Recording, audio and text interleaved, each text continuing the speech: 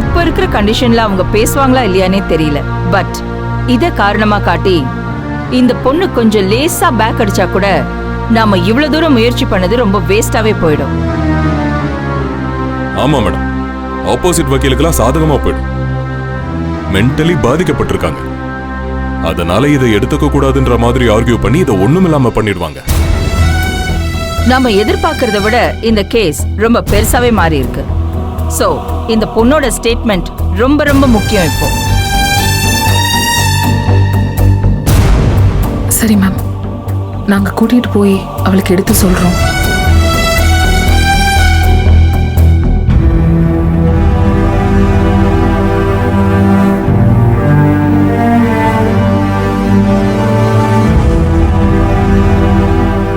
பார்கவி, அப்பாக்கு செய்ய வேண்டியதெல்லாம் செய்யணும்ல. நாங்க எல்லாரும் உன் கூட இருக்கோம்.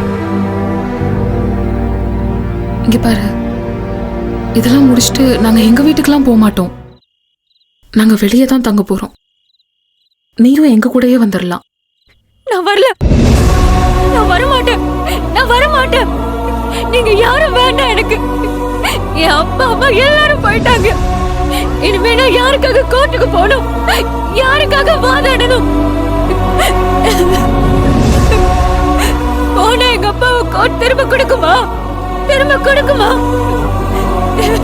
கொடுக்குமா? அப்பா,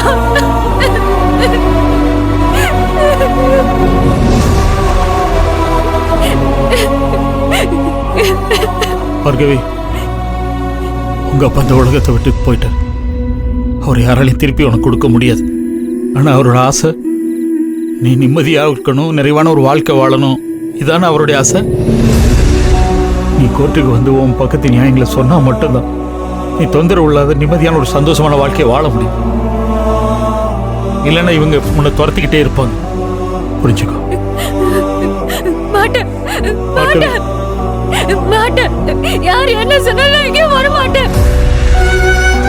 என்ன ஆனாலும் பரவாயில்ல, நான் எங்க அப்பா கிட்டே போறேன். இனி நான் எங்கேயும் வர மாட்டேன். நான் எங்க அப்பா கிட்ட போறேன்.